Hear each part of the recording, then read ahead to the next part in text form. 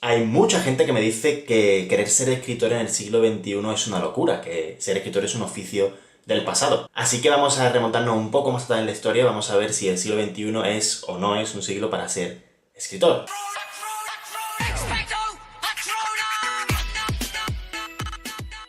Nos vamos a remontar al origen de la escritura porque durante mucho tiempo la gente pensó o se encargaron de que pensaran de que la escritura era un don que Dios otorgaba a los hombres o yo no sé qué historias más. Y ya luego los escritores que nos encantan las historias místicas pues nos encargamos de darle un poquito de magia al asunto, ¿no? Que si es un acto divino, que si no se quede en nirvana, que si son las historias las que nos cogen a nosotros, que si las musas, que si la noche, que si la luna, que si el amor. Y 20.000 historias más que podéis encontrar en internet. Pero lo cierto es que la escritura se inventó por necesidad, como todos los inventos prácticamente, en el 3000 a.C. Y no hubo ningún escritor bohemio hasta las cejas de opio que dijera voy a escribir para plasmar mis historias y que tengan trascendencia y me den la vida eterna. De hecho no fue ningún escritor sino un mercader, en concreto los mercaderes de Sumer, un pueblo de la antigua Mesopotamia. Los sumerios eran un pueblo muy comerciante que se llevaban todo el día río arriba, río abajo, que si comercio con uno, que si comercio con otro, y llegó un momento en el que no podían tener todas las transacciones en la cabeza.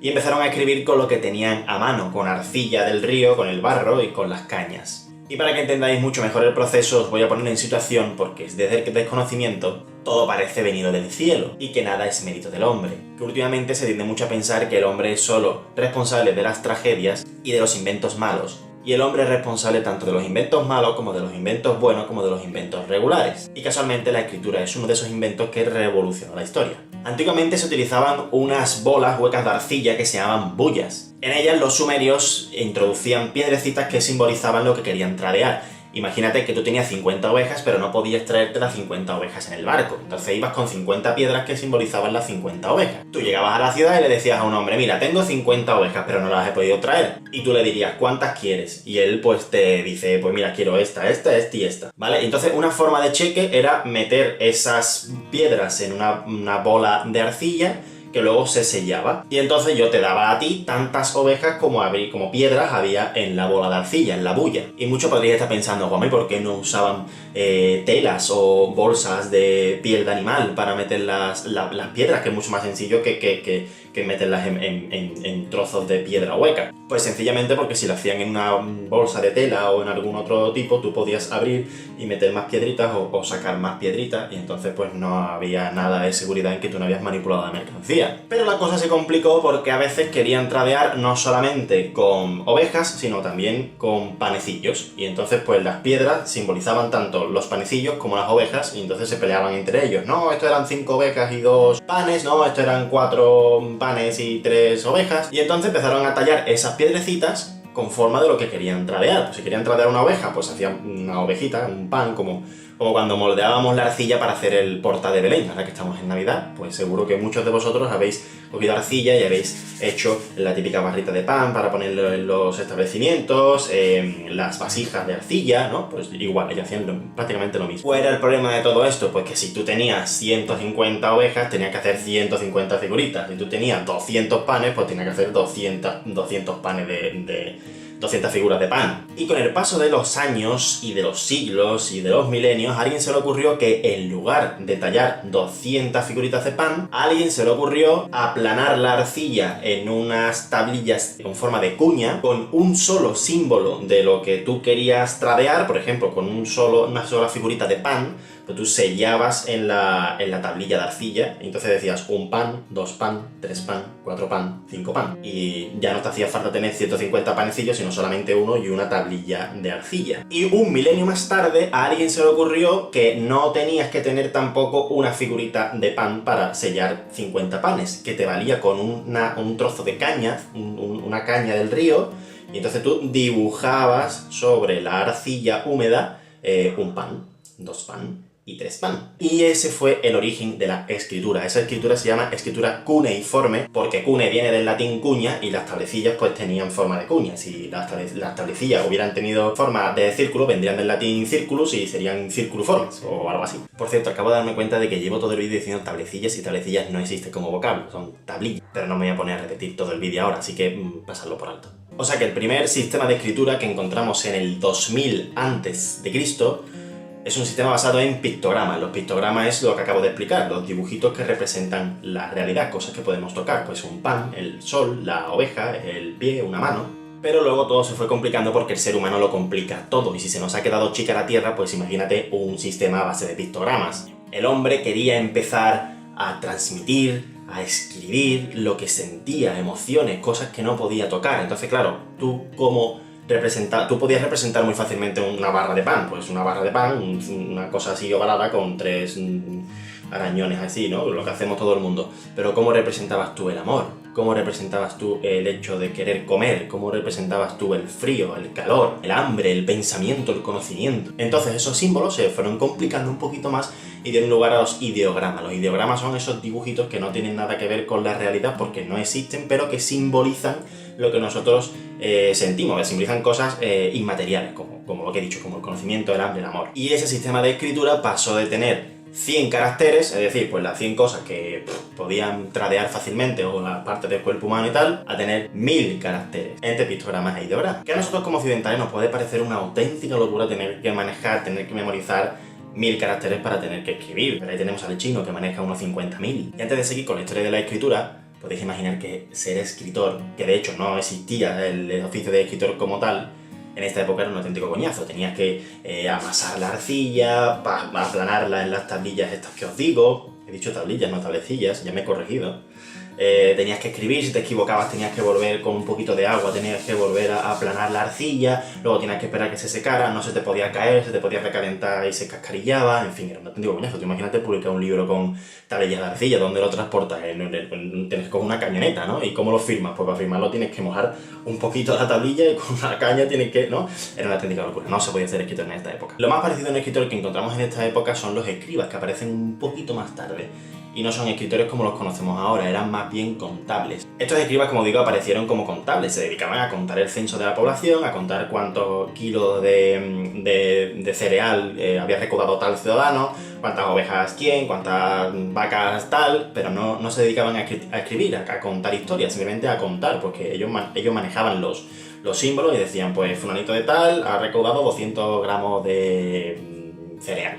100 gramos es una miseria, le hubieran cortado las manos a fin de mes. Y este grupo de escribanos fueron los que posteriormente se encargaron de estandarizar, de hacer una norma de lengua escrita, con el objetivo de que todos los pueblos simbolizaran los peces iguales y todos los pueblos simbolizaran el pan igual, porque tú imagínate, si yo soy panadero, pero yo lo que hago son baguettes, pues yo el pan lo represento alargado. Si el vecino de al lado es panadero, pero lo que hace son molletes, el pan suyo lo va a simbolizar redondo. Entonces, claro, había un caos. La gente no sabía realmente, bueno, ¿esto qué es? ¿Es una oveja o una vaca? No, es una vaca, no ve que tiene los cuernecitos, sí, pero la oveja tiene... Entonces era un auténtico lío. Y los escribanos se pusieron de acuerdo para estandarizar, para hacer una norma, que eso hoy en día sería inviable. Hoy en día, desde nuestras mentes burgueses y acomodadas, aburridas, seguro que todo el mundo diría, no, pero es que mi sistema de escritura lo simboliza, yo soy libre para decir... Una locura. O sea, ahora mismo sería estandarizar la lengua escrita en nuestro tiempo, sería una auténtica locura. No se podría. Como dato curioso, tengo que decir que muchos historiadores atribuyen el inicio de la masonería a este punto de la historia. ¿Por qué? Porque es cuando este grupo reducido de escribanos empieza a codificar un poco esa lengua escrita y la gente pues empezaba a perderse, empezaba a no saber qué decía. No creo que esa gente que estaba en plena evolución pensara ya en temas conspiranoicos. Yo creo que ellos querían sobrevivir, estaban todavía evolucionando y querían hacer todo más sencillo. Pero bueno, esos debates se los dejo a los historiadores y a los arqueólogos, que son los que saben del tema. Y de esta época es cuando data el poema más antiguo que conocemos en lengua cuneiforme. Es el poema o la epopeya de Gilgamesh, que narra los pasajes que luego se atribuirán a la Biblia, como por ejemplo el diluvio universal. Es decir, que una vez que se estandarizó los símbolos, ya había gente que se animaba a escribir. No le hacía falta tener un MacBook Air Pro con el mejor sistema de escritura y con música chilao de fondo y con la playa. No, lo que le hacía falta era simplemente la arcilla y una caña. Es decir, que muchas veces no se trata de tener las mejores condiciones, sino de tener ganas. Que yo creo que es lo que falta en este siglo XXI. No os esperabais tan larga la historia de la escritura, ¿verdad?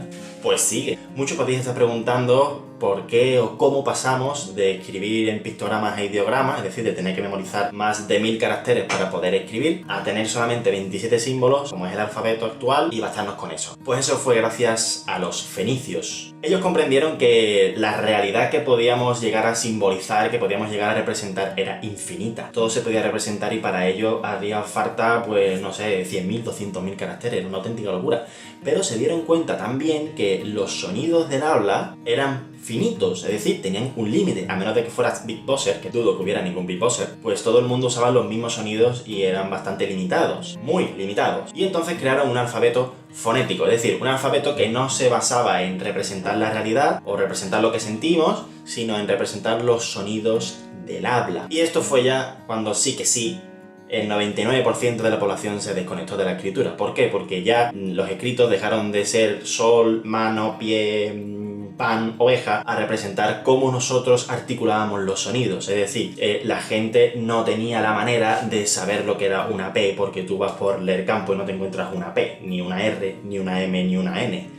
Entonces la gente fue cuando ya se perdió, porque los escritos dejaron de tener cierto sentido, cierta manera de descifrar lo que podía haber ahí, a ser directamente manchas que no tenían nada que ver con la realidad. Esto pasó a ser un sistema completamente nuevo, que solamente sabían los 4 o 5 escribas que se habían dedicado a hacer ese alfabeto fonético. Y esto no os penséis que fue de la noche a la mañana, de hecho la gente este sistema no lo llegó a conocer hasta bien entrado el siglo XIX, siglo XX, porque la escritura y el nivel de analfabetismo que ha habido en la Tierra ha sido brutal hasta hace muy poquito. Que la gente tuviera la oportunidad de aprender a leer y aprender a escribir, eso es un lujo que tenemos desde hace un siglo y deja de contar, ¿eh? Por lo tanto, era un sistema que solamente conocía parte del clero y parte de la nobleza. No pensé que todos los reyes sabían escribir, tampoco. Y este sistema alfabético pues, fue el que cogieron los griegos, el que cogieron los etruscos antes de los griegos, los que cogieron los latinos, y lo que hemos cogido nosotros actualmente, porque de los latinos pues salieron las lenguas romances, y como lenguas romances pues ya está la nuestra, que es el español o el castellano. Pero esto no fue así en todo el mundo, hay muchas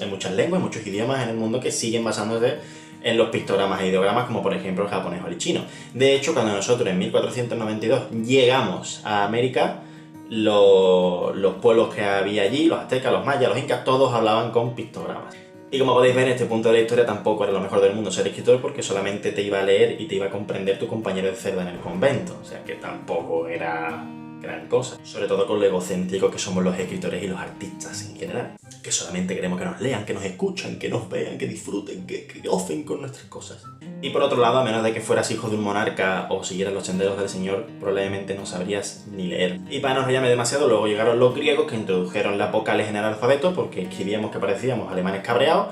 Y luego los romanos se encargaron de expandir ese lenguaje suyo, el latín, pues por todo el mundo. Pero no importaba cuál fuera la lengua, porque la escritura siempre estaba reservada para unos poquitos, es decir, para los de siempre, para el clero, y no todo el clero, y para la alta realeza. Por lo cual no importaba qué lengua fuera, porque la escritura no estaba al alcance de prácticamente nadie. De hecho, por esa razón surgieron profesiones u oficios como los juglares. Los juglares se encargaban de transmitir las historias, las aventuras, pues al populacho que no sabía leer, y las transmitía pues cantando, con juegos, con representaciones teatrales en las plazas. Y además ellos mismos tampoco sabían leer, ellos no leían el guión, ellos los memorizaban cantando con canciones y con rimas, porque tampoco sabían leer, o no la mayoría. Y la escritura, como digo, pues seguía siendo cosa de monjes y de frailes. De hecho, la escritura se transmitía a través de los copistas. Esos copistas tampoco sabían escribir y lo único que hacían era copiar los símbolos con una caligrafía totalmente envidiable. De hecho, eran famosos. Aquí en Burgos había uno que tiene una letra espectacular que se llamaba Florencio,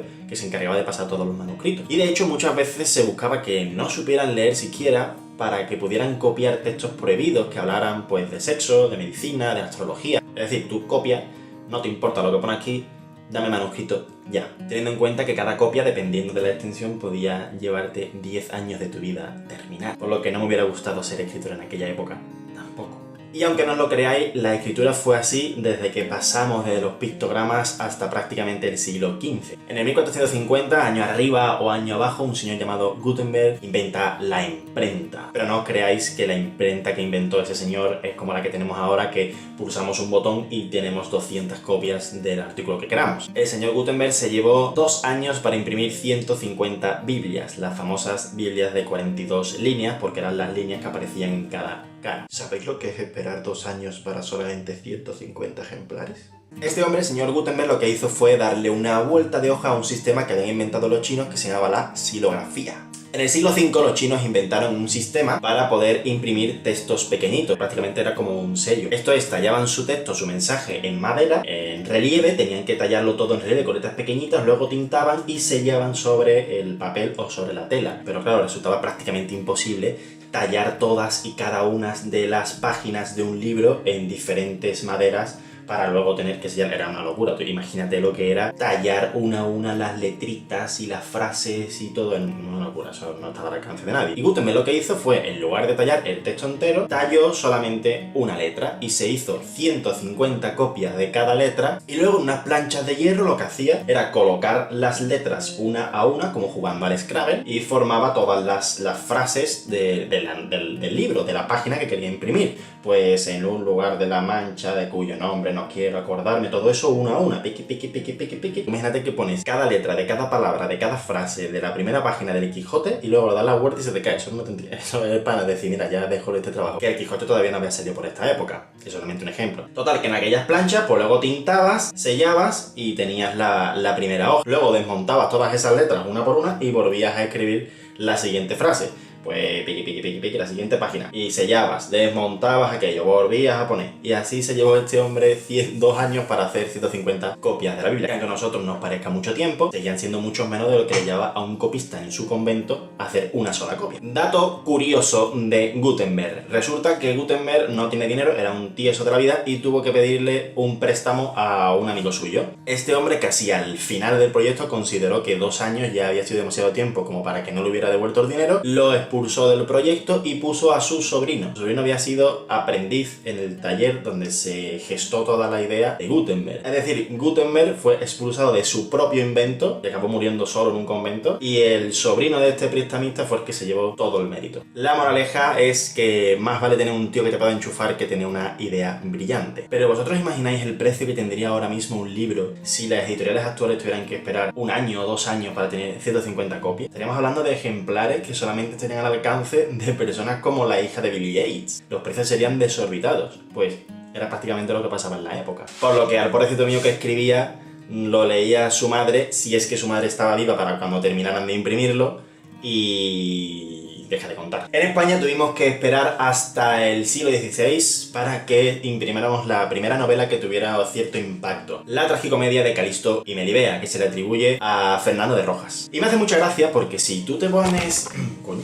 Y me hace mucha gracia porque si tú miras la biografía de Fernando de Rojas, lo primero que pone es un reconocido escritor español. Y si te documentas un poquito y buscas un poquito más a fondo y estudias la vida de este hombre, lo poco que se conoce de la vida de este hombre, pues resulta que nadie en su época lo conoció por su etapa de escritor, sino que lo conocían por su oficio de jurista y por ser una persona más trabajadora del pueblo. Y este es el gran problema que han tenido todos los escritores hasta finales del siglo XIX o siglo XX prácticamente. Si dejas a un lado el analfabetismo que acompaña a España hasta nuestros días, un estudio que se hizo sobre la población en el año 2016 dio como resultado que había más de 700.000 personas analfabetas en España mayores de 16 años. En este punto tengo que decir que en un estado en el que la educación es gratuita, eso no es responsabilidad del Estado, el individuo tiene mucha parte de responsabilidad. Total, pero si dejamos a un lado el analfabetismo que nos ha acompañado hasta nuestros días prácticamente, los estados sociales que prohibían escribir a ciertas personas dependiendo de dónde se encontraban, la censura, sobre todo en años de la Inquisición, los procesos lentos que hacían que escribir y publicar un libro y editarlo con una editorial fuera cosa de años, la distribución que se tenía en aquel entonces y el dinero que había que invertir en tener que repoblar y en tener que arreglar ciudades después de todas las guerras que se han tenido en los siglos anteriores, el hambre y las enfermedades y los conflictos. Pues si pasamos por alto todo eso, aún así no había escritores que pudieran dedicarse a vivir de sus historias. ¿Por qué? Porque porque no existía la promoción. O al menos no una promoción tan potente que te permitiera vivir